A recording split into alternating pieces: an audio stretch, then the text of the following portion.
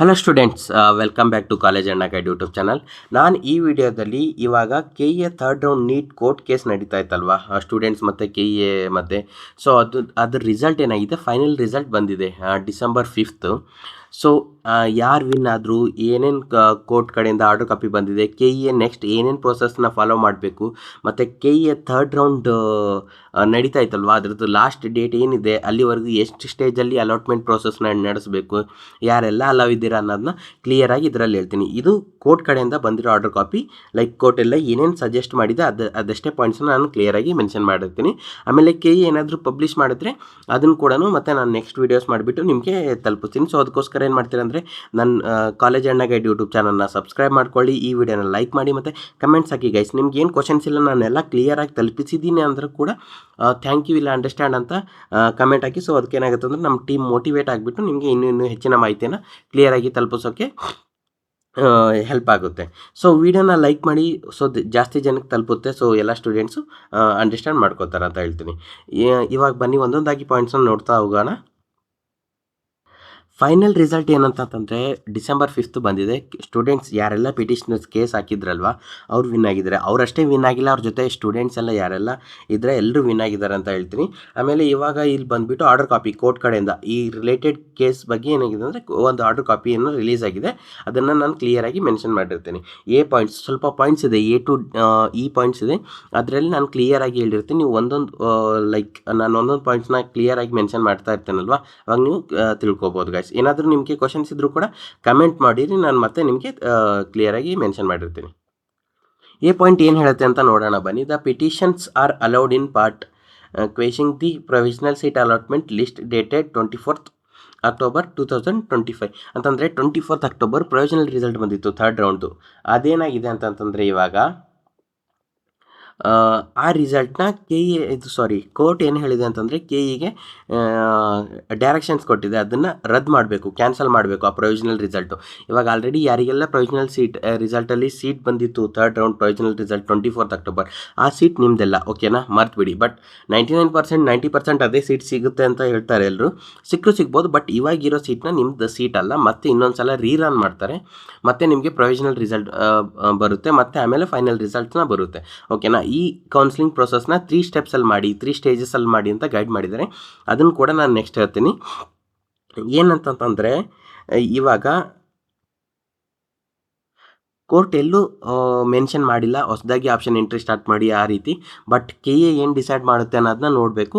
ಇನ್ನು K A ವೆಬ್ಸೈಟಲ್ಲಿ bulletin ಅಂತಾರಲ್ಲ, ನೋಟಿಫಿಕೇಷನ್, ಅದು ರಿಲೀಸ್ ಮಾಡ್ತಾರೆ, ಅದನ್ನು ಕೂಡ ಹೇಳಿರ್ತೀನಿ. ಬಟ್ ಇವಾಗ ಸದ್ಯಕ್ಕೆ ಏನಂತಂದರೆ ನಿಮ್ಮ ಪ್ರೊವಿಷನಲ್ ರಿಸಲ್ಟ್ ಬಂದಿದ್ದು ನಿಮಗೆ ಪ್ರೊವಿಷನಲ್ ರಿಸಲ್ಟ್ ಅಲ್ಲ ಅದು, ಓಕೆನಾ, ಅದು ಕ್ಯಾನ್ಸಲ್ ಆಗಿರುತ್ತೆ, ಕ್ಯಾನ್ಸಲ್ ಆಯಿತು ಅಂತ ತಿಳ್ಕೊಳ್ಳಿ. ಆಮೇಲೆ ಬಿ ಪಾಯಿಂಟ್ ಏನು ಹೇಳುತ್ತೆ ಅಂದರೆ ಕೋರ್ಟು ಕೆ ಎಗೆ ಸ್ವಲ್ಪ ಇನ್ಸ್ಟ್ರಕ್ಷನ್ಸ್ ಕೊಟ್ಟಿದೆ, ನೀವು ಈ ರೀತಿ ಫಾಲೋ ಮಾಡಬೇಕು ಅಂತ. ಸೊ ಅದೇನಂತಂದರೆ to publish on its website and in two English and Kannada dailies with wide publication the outcome of this right petition ಅಂತಂದರೆ ಇವಾಗ ಈ ಆರ್ಡರ್ ಕಾಪಿನಲ್ಲಿ ಏನೇನು ಔಟ್ಕಮ್ ಬಂದಿದೆ, ರಿಸಲ್ಟ್ ಬಂದಿದೆ ಕೋರ್ಟ್ ಕಡೆಯಿಂದ, ಅದು ಕೆ ಎ ವೆಬ್ಸೈಟಲ್ಲಿ ಕೆ ಎನವರು ಕನ್ನಡ ಮತ್ತು ಇಂಗ್ಲೀಷಲ್ಲಿ ಪಬ್ಲಿಷ್ ಮಾಡಬೇಕು ಅಂತ ಕೋರ್ಟ್ ಮೆನ್ಷನ್ ಮಾಡಿದೆ ದೊಡ್ಡದಾಗಿ, ಓಕೆನಾ. ಕನ್ನಡ ಮತ್ತು ಇಂಗ್ಲೀಷಲ್ಲಿ ಕ್ಲಿಯರಾಗಿ ಮೆನ್ಷನ್ ಮಾಡಬೇಕು. ಸೊ ಸ್ಟೂಡೆಂಟ್ಸ್ ಎಲ್ಲನೂ ಯಾರೆಲ್ಲ ಈ ಆರ್ಡರ್ ಕಾಪಿ ನೋಡಿರಲ್ಲ ಮತ್ತು ಯಾರಿಗೆಲ್ಲ ಮಾಹಿತಿ ಗೊತ್ತಿರಲ್ಲ, ಅವ್ರು ಕೆ ವಿ ವೆಬ್ಸೈಟಲ್ಲಿ ಹೋಗ್ಬಿಟ್ಟು ತಿಳ್ಕೊಬೋದು ಅಂತ ಕೋರ್ಟ್ನ ಉದ್ದೇಶ ಆಗಿದೆ. ಸೊ ಅದಕ್ಕೋಸ್ಕರ ಅವರು ಆ ರೀತಿ ಹೇಳಿದ್ದಾರೆ. ಅಂದರೆ ಇನ್ನು ಇವಾಗ ಮತ್ತೆ ನಾವು ವೇಟ್ ಮಾಡಬೇಕು.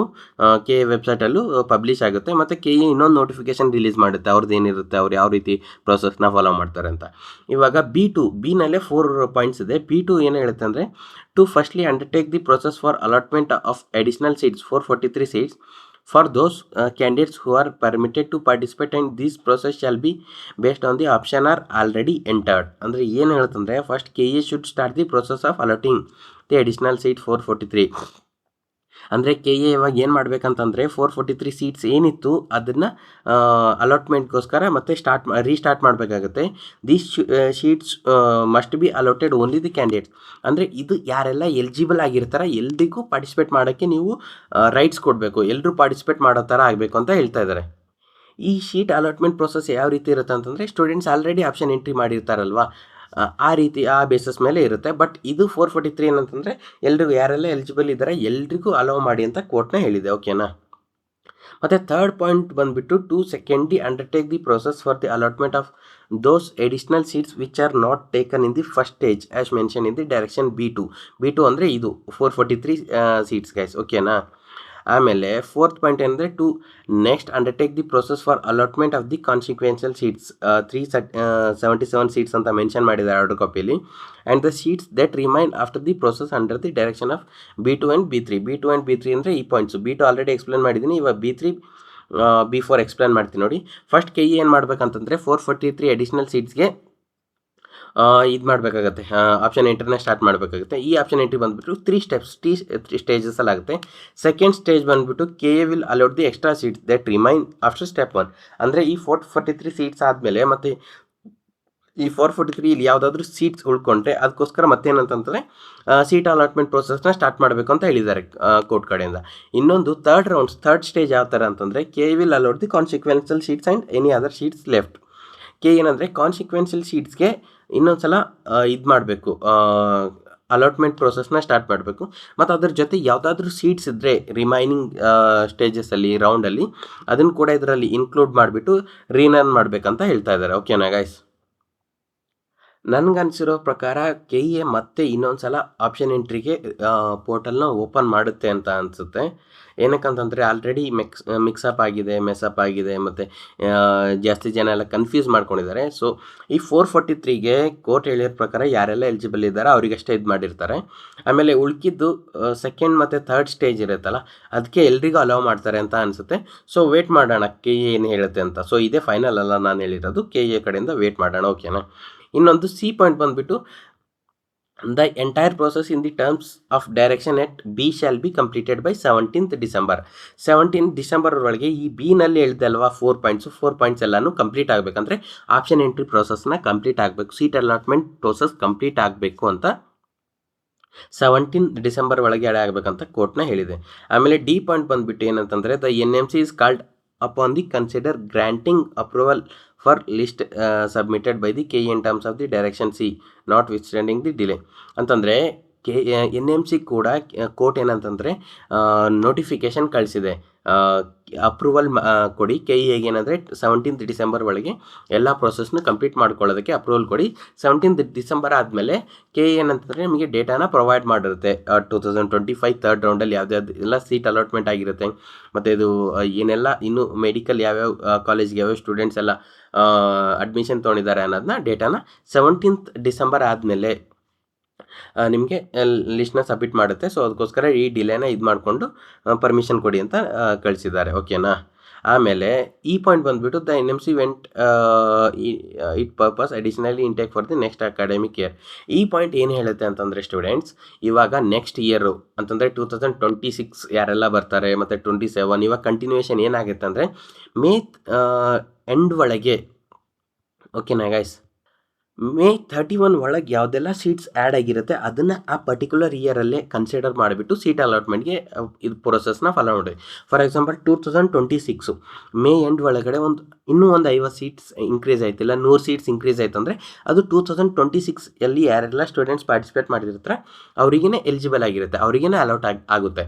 ಏನಾದರೂ 2026 ಜನವರಿ 1st ಡೇಟ್ ಇಲ್ಲ 2nd ಡೇಟು ಯಾವುದೆಲ್ಲ ಸೀಟ್ಸ್ ಇನ್ಕ್ರೀಸ್ ಆಯ್ತು ಅಂತ ತಿಳ್ಕೊಳ್ಳಿ, ಓನ್ಲಿ 200 ಸೀಟ್ಸ್ ಇನ್ಕ್ರೀಸ್ ಆಯಿತು ಮೆಡಿಕಲ್ಲಿ, ಬಟ್ ಅದು ಜನವರಿ 2026 ಜೂನ್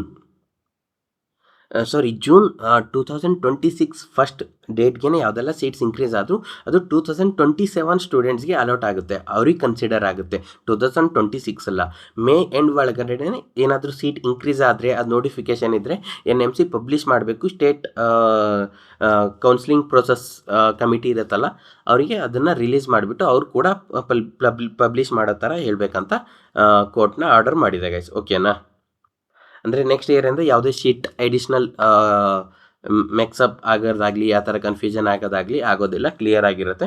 ಬಟ್ ಈ ಥರ ಇಯರ್ಲಿ ಹೊಸ ಕ್ವಶನ್ಸು, ಹೊಸ ಕಂಡೀಷನ್ಸ್ ಆ್ಯಡ್ ಆಗುತ್ತೆ. ಮತ್ತು ಹೊಸ ಲಾಸ್ಟ್ ಇಯರ್ ಕೂಡ ಸ್ಟೂಡೆಂಟ್ಸ್ ಕೋರ್ಟ್ಗೆ ಹೋಗಿದ್ರು KA ಕಡೆಯಿಂದ, ಮತ್ತು ಅದಕ್ಕಿಂತ ಲಾಸ್ಟ್ ಇಯರ್ ಕೂಡ ಹೋಗಿದ್ರು.